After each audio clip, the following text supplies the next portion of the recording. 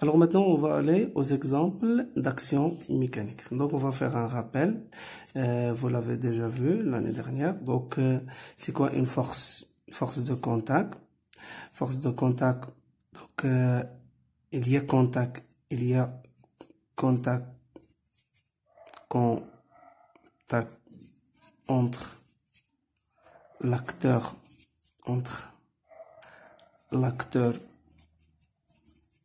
Et le receveur,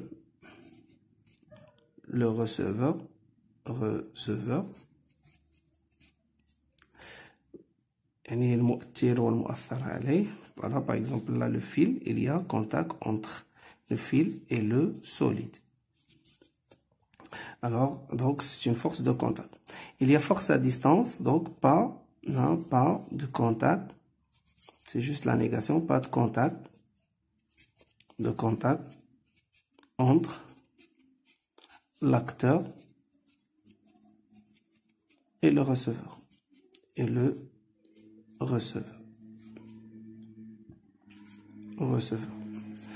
Alors là, par exemple, le poids. Le poids, ici, donc, c'est une force à distance.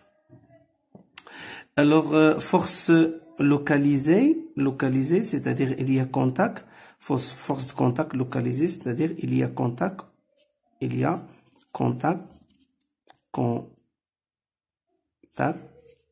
en un point. Ou bien une petite surface. Force répartie, c'est-à-dire de contact réparti ou bien à distance répartie. Alors, toutes les forces à distance sont réparties et les forces de contact alors peuvent être réparties. Donc, la force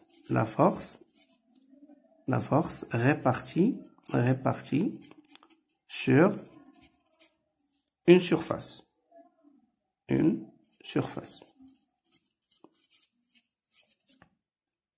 Voilà. Alors, avant de parler sur la force extérieure et la force intérieure, donc on doit savoir c'est quoi un système étudié.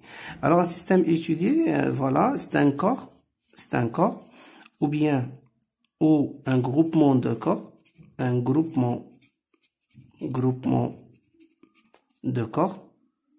de corps qu'on isole de l'espace ou bien de l'univers.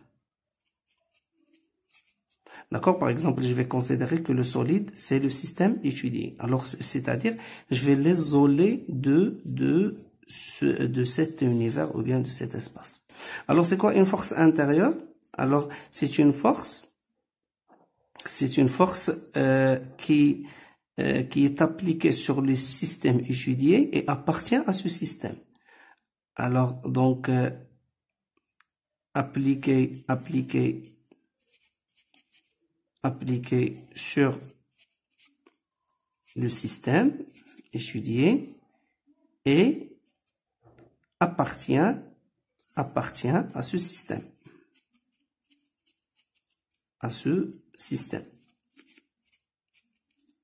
Voilà, j'abrège. Force intérieure, donc c'est une force appliquée sur le système et n'appartient pas à ce système. Donc, force, elle est appliquée sur le système et n'appartient pas à ce système.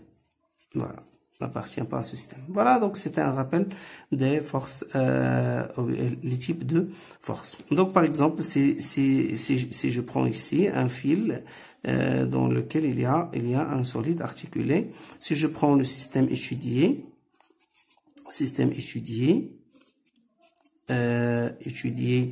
le solide, alors les forces appliquées, voilà, l'inventaire des forces, P, c'est le poids du solide, voilà,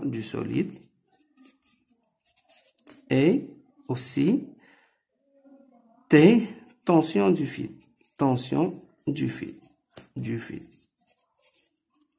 Alors, si je veux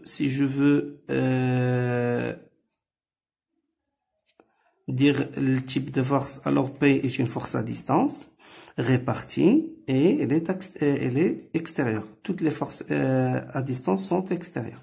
Pour T, c'est une force de contact, localisée, et aussi extérieure. Voilà. Alors maintenant, on va parler sur force de frottement. Les forces de frottement. Voilà, les forces de frottement. Alors donc, si je veux faire, considère ce solide, donc système étudié, le système étudié, c'est le solide. Voilà, donc l'inventaire des forces, on a le poids. Alors je vais le dessiner. Voilà, pardon.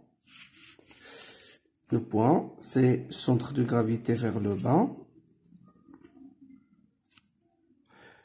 Alors il y a aussi le frottement. Alors le frottement, on a deux types de frottement. Donc point d'application commence par le centre de contact.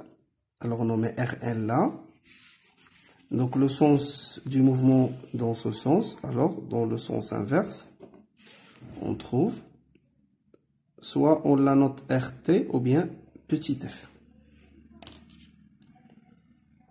Alors la somme des deux forces, voilà, c'est la force de frottement R. Voilà, force de frottement R. Il y a ici un angle nommé angle de frottement phi. Alors, donc on a P, le poids, et on a, voilà, R,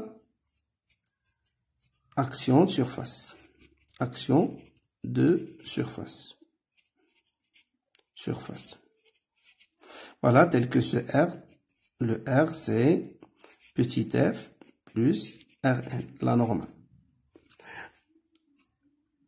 Alors, donc, si je veux l'intensité de R, donc, je peux écrire R égale F au carré plus Rn au carré.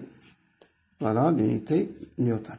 Alors, aussi, on sait que chaque force a des caractéristiques, point d'application, droite d'action, le sens et l'intensité. Donc, si je veux l'intensité de R, je peux la calculer comme ça. Alors aussi, on pourra calculer le coefficient de frottement. Voilà, il est simple. Donc, c'est K qui est égal à tangente phi. Voilà, la tangente phi. Alors, si je translate RT ici, donc la tangente, c'est l'opposé qui est RT ou bien F. RT sur Rn, l'adjacent. Voilà, c'est comme ça on pourra calculer le coefficient de frottement. Alors ce coefficient, il est sans unité, donc je peux le calculer facilement. Voilà concernant les forces de frottement. Si le mouvement est sans frottement, alors R, mouvement sans frottement, alors R sera perpendiculaire. Perpendiculaire sur le plan sur lequel il y a le mouvement. Maintenant, on va voir les forces pressantes. Forces pressantes. Voilà, la force pressante, par exemple, si je considère une bouteille comme ça, voilà, remplie d'eau, par exemple, si je fais un trou ici, donc on aura une sortie de l'eau, voilà, comme ça, avec un vecteur comme ça. Donc voilà, qui va donner donc un écoulement, c'est-à-dire il y a une force. Alors cette force pressante, c'est par définition la force, la pression égale à la force pressante sur la section, c'est-à-dire la surface sur laquelle il y a la pression.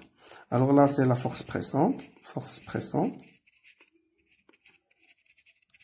Elle est en newton. Là, c'est la section, c'est-à-dire la surface. Elle est en mètres carrés. Et la pression, unité internationale, c'est le pascal. Voilà, le pascal, c'est le newton sur le mètre au carré. Voilà donc pour les actions mécaniques.